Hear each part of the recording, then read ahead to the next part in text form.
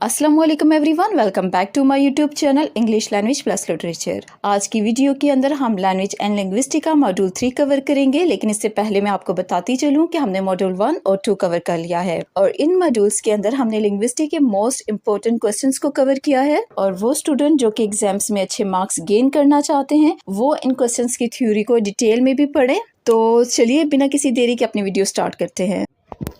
Question number 1 is, what is phonetics? Phonetics is the scientific study of production, transmission and reception of speech sound.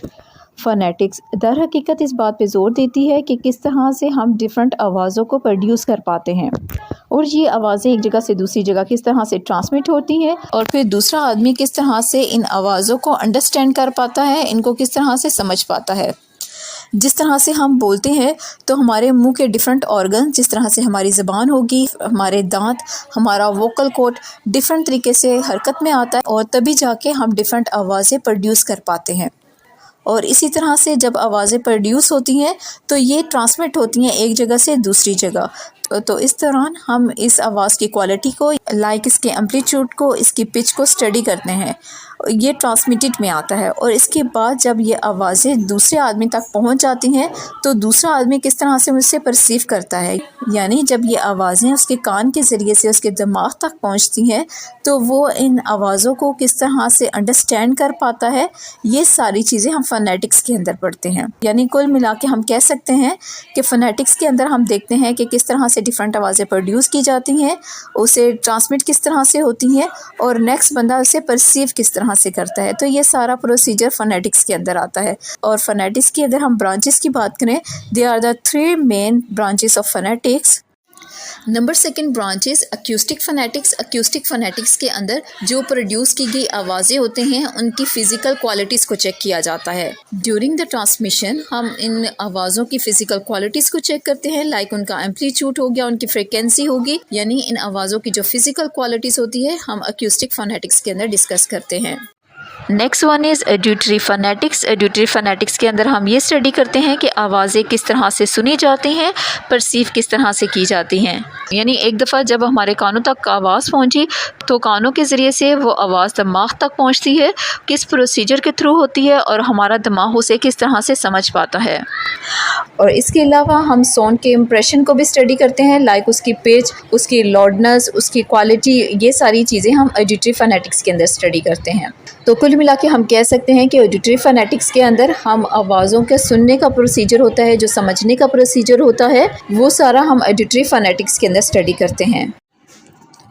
What is articulatory phonetics? This branch studies how speech sounds are produced by the speech organ within the human body, such as tongue, lips and vocal cord. Articulatory phonetics के अंदर ये देखा जाता है कि किस तरह से हमारे आर्टिकुलेटर सिस्टम मीन्स कि हमारे जितने भी ऑर्गन्स हैं जो कि साउंड को प्रोड्यूस करने में हेल्प करते हैं, जिस तरह से हमारी ज़बान हो गया, हमारी टंग होगी, हमारी टीथ, हमारे गले का जो स्ट्रक्चर है जो कि किसी भी लैंग्वेज को प्रोड्यूस करने में या साउंड को प्रोड्यूस करने में हेल्प करता है, उसे आर्टिकुलेटर सिस्टम कहते हैं। तो आर्टिकुलेटरी फोनेटिक्स के अंदर ये देखा जाता है कि ये सारे सिस्टम किस तरह से आपस में ऑर्गेनाइज होते हैं और किस तरह से कोऑर्डिनेशन के साथ मूवमेंट करते हैं और डिफरेंट साउंड्स को प्रोड्यूस कर पाते हैं। और यही बात अगर हम जानवरों में देखें या फिर बर्ड्स के अंदर देखें तो ये बहुत छोटा सिस्टम होता है, जिसकी वजह से वो बहुत कम आवाज़ें प्रोड्यूस कर पाते हैं। लेकिन क्योंकि इंसानों में ये बहुत वसी होता है, कम्प्लेक्स होता है, और यही वजह है कि ये डिफरेंट आवाज़ें प्रोड्यूस कर पाता है और यही वजह है कि ना सिर्फ हम डिफरेंट आवाज़ें प्रोड्यूस कर पाते हैं, डिफरेंट लैंग्वेजेस को बोल पाते हैं। Next question is, what is phonology? तो फोनोलॉजी की बात करें तो ये लिंग्विस्टिक की ऐसी ब्रांच जिसमें हम ये देखते हैं कि साउंड किस तरह से सिस्टमेटिकली एक लैंग्वेज के अंदर ऑर्गेनाइज की जाती हैं। फॉर एग्ज़ाम्पल जिस तरह से वर्ड कैट है और यहाँ पे हम देखते हैं कि 3 साउंड्स हैं और तीनों साउंड्स को हमने इकट्ठे प्रोनाउंस किया है। और इसी तरह अगर हमें वर्ड वाटर बोलना हो तो वाटर वर्ड के अंदर साउंड्स के 2 पेयर्स होंगे, एक वाह और दूसरा टर। और इसी तरह अगर हमने वर्ड ब्यूटीफुल बोलना हो तो इसके लिए हमें साउंड के 3 पैटर्न बनाने पड़ेंगे, एक है ब्यूटीफुल। तो इस तरह से हम देखते हैं कि किसी भी वर्ड को बनाने में किस तरह से हम साउंड्स को सिस्टमेटिकली अरेंज करेंगे और वो वर्ड बना पाएंगे। तो साउंड्स को सिस्टमेटिकली ऑर्गेनाइज करना ये फोनोलॉजी के अंदर आता है। तो इसके अलावा फोनोलॉजी के अंदर रोज़मर्रा बातचीत के दौरान हम देखते हैं कि इन वर्ड्स को किस तरह से प्रोड्यूस किया जाता है, बोला किस तरह से जाता है। यानी हम उसके स्ट्रेस पैटर्न को देखेंगे, इंटोनेशन को देखेंगे, सिलेबल पैटर्न को देखेंगे। ये सारी जो चीज़ें हैं, तो ये सारी चीज़ें भी फोनोलॉजी के अंदर ही डिस्कस की जाती हैं। तो हम कह सकते हैं कि फोनोलॉजी के अंदर हम साउंड्स को सिस्टमेटिकली ऑर्गेनाइज करना और प्रैक्टिकली लाइफ के अंदर उसे यूज़ करना, प्रैक्टिकली उसे बोल चाल में किस तरह से यूज़ करना है, किस आवाज़ पे स्ट्रेस देनी है, पिच कैसी होनी चाहिए, ये सारा हम फोनोलॉजी के अंदर डिस्कस करते हैं।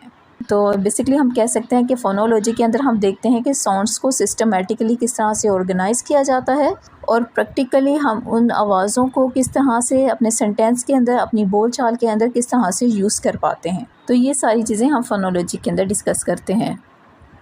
Next question is, what is diphthong? It is a vowel glide. Glide meaning the sound glide from one pure vowel to another within a same syllable. Means ये कि एक syllable के अंदर दो vowel sounds हो और जब हम एक sound से दूसरी sound में transfer करते हैं, यानी एक vowel से दूसरी vowel को हम produce करते हैं, तो इस दौरान एक smooth और slight movement हो, इसे हम glide कहते हैं।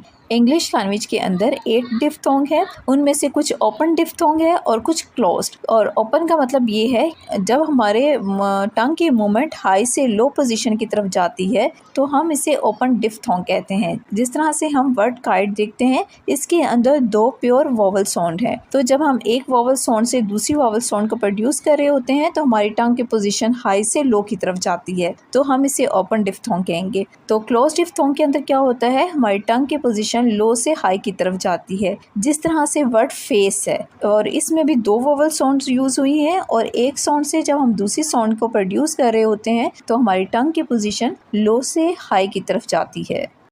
Next question is, what is air stream mechanism? Air stream mechanism दर हकीकत उस प्रोसीजर को कहते हैं जब हमें डिफरेंट आवाज़ें प्रोड्यूस करने के लिए एक मुनासिब मिकदार में एयर फ्लो की ज़रूरत होती है, जिसके ज़रिए हम डिफरेंट वर्ड्स और डिफरेंट साउंड्स को प्रोड्यूस कर पाते हैं। तो इसमें अगर हम बात करें तो 3 तरह की मेन एयर स्ट्रीम मैकेनिज़्म होती हैं। Number 1 is pulmonic air stream mechanism, जो कि मोस्ट कॉमन है, जिसमें डिफरेंट आवाज़ें प्रोड्यूस करने के लिए हवा का फ्लो हमारे लंग्स के ज़रिए से हमारे डिफरेंट आर्टिकुलेटरी सिस्टम की तरफ आता है। आर्टिकुलेटरी सिस्टम मीन्स जितने भी हमारे मुंह के ऑर्गन हैं जो कि आवाज़ों को प्रोड्यूस करने में हेल्प करते हैं। तो लंग्स के ज़रिए से जब हवा का फ्लो हमारे आर्टिकुलेटरी सिस्टम की तरफ आता है तो ये सारा प्लौमोनिक एयर स्ट्रीम मैकेनिज़्म के थ्रू होता है, तो उसको हम प्लौमोनिक एयर स्ट्रीम मैकेनिज़्म कहते हैं।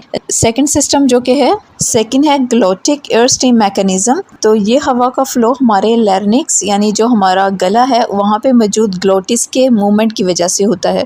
जब ये एयर ग्लोट्स जो सा है वो मूवमेंट करता है तो हवा का फ़्लो इसके ज़रिए से पैदा होता है, जिसे हम ग्लोटिक एयर स्ट्रीम मैकेनिज़्म कहते हैं। और थर्ड है वर्टिकल एयर स्ट्रीम मैकेनिज़्म, जिसमें डिफरेंट आवाज़ों को प्रोड्यूस करने के लिए हवा का फ़्लो हमारे ज़ुबान के बैक साइड से प्रोड्यूस होता है। तो प्लौमोनिक एयर स्ट्रीम में लंग्स के ज़रिए से, ग्लोटिक में हमारे ग्लोटिस के मूवमेंट की वजह से, और वेलेरिक एयर स्ट्रीम मैकेनिज़्म में हमारी ज़ुबान के बैक साइड से जो हवा का प्रेशर होता है, इनके ज़रिए से हम डिफरेंट आवाज़ें प्रोड्यूस कर सकते हैं। तो इनकी वजह से हम डिफरेंट आवाज़ें प्रोड्यूस करते हैं। तो हम कह सकते हैं कि प्लौमोनिक एयर स्ट्रीम के ज़रिए से हवा का जो प्रेशर हमारे लंग्स के ज़रिए से हमारे आर्टिकुलेटरी सिस्टम में आता है और फिर हमारी ज़बान, लिप्स और ग्लोटिक्स की इन्वॉल्वमेंट के ज़रिए से हम डिफरेंट आवाज़ें प्रोड्यूस करते हैं, डिफरेंट साउंड्स प्रोड्यूस कर पाते हैं, और इसी को हम एयर स्ट्रीम मैकेनिज़्म कहते हैं।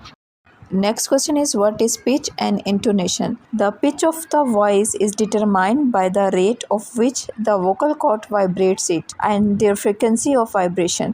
यानी पिच में ये देखा जाता है कि हमारा वोकल कॉर्ड किस स्पीड से और कितनी बार वाइब्रेट करता है, और जितनी तेज़ी के साथ ये वाइब्रेट करता है उतनी ही पिच हाई होती है। तो बातचीत के दौरान, डिफरेंट सेंटेंस प्रोड्यूस करने के दौरान पिच हमारी समटाइम हाई होती है और समटाइम लो होती है। तो पिच के अंदर इस चेंजिंग को बताने के लिए, इस पैटर्न को बताने के लिए हम इंटोनेशन का वर्ड यूज़ करते हैं। इंटोनेशन मीन जब पिच के अंदर चेंजिंग आती है। तो देखा जाए तो 4 तरह के ये पैटर्न होते हैं, जिस तरह से है falling tone, rising tone, falling rising and rising falling tone. और इन पैटर्न्स के अलावा ये भी देखा जाता है कि किन वर्ड्स पे और किन सेंटेंसेस के अंदर हम स्ट्रेस देते हैं। ये सारा हम इंटोनेशन के अंदर डिस्कस करते हैं। और इसका मतलब ये हुआ कि पिच में हम ये देखते हैं कि हमारा वोकल कॉर्ड कितनी बार और किस फ्रीक्वेंसी से वाइब्रेट करता है। तो पिच चेंज होने का जो पैटर्न होता है हम उसे इंटोनेशन कहते हैं और इंटोनेशन 4 किस्म के होते हैं। And next question is, what is cardinal vowel? A cardinal vowel is a vowel sound produced when the tongue is in the extreme position, either front or back, high or low. Cardinal vowel तब produce होते हैं जब हमारी टंग की position या तो extremely high होती है या एक्सट्रीमली लो होगी या फिर हमारी ज़बान जो से बिल्कुल बैक या फिर टोटली फ्रंट पे होगी। These are a set of references vowel use by phoneticians in describing the sounds of language. ये वॉवल फोनेटिशियन यूज करते हैं जब वो किसी लैंग्वेज की साउंड्स को इंट्रोड्यूस करवाते हैं। The values of cardinal vowels cannot be learned from written description. They should be learned by the oral instruction from teacher who knows them. और इन cardinal vowel की हमें written description कहीं नहीं मिलती, बल्कि कोई टीचर या फोनेटिशियन जो इसको अच्छे से जानता है वो इसे बोल के हमें बताता है। The current system was systemized by Daniel John in early 20th century. Daniel John ने इसे early 20th century में introduce करवाया। Cardinal vowels are not vowels of any particular language but a meaning system. However, some language contains vowel or vowels that are close to cardinal vowel. और cardinal vowel किसी एक particular language से belong नहीं करते, ये different language के अंदर पाए जा सकते हैं और sometime कुछ ऐसे vowel होते हैं जो कि closely जो है coordinate vowel के साथ resemble रखते हैं। तो ये तो थी आज की वीडियो। उम्मीद है आपको हेल्पफुल लगी होगी। अगर आपको वीडियो हेल्पफुल लगती है तो प्लीज़ इसे लाइक ज़रूर कीजिएगा और अगर आप लिटरेचर लिंग्विस्टिक के स्टूडेंट हैं और ऐसी वीडियो देखना चाहते हैं, अपनी ग्रामर को सही करना चाहते हैं, तो आप मेरे चैनल को सब्सक्राइब कर सकते हैं। तो मिलते हैं नेक्स्ट वीडियो में, तब तक अपना बहुत सा ख्याल रखिएगा। टिल देन अल्लाह हाफिज़।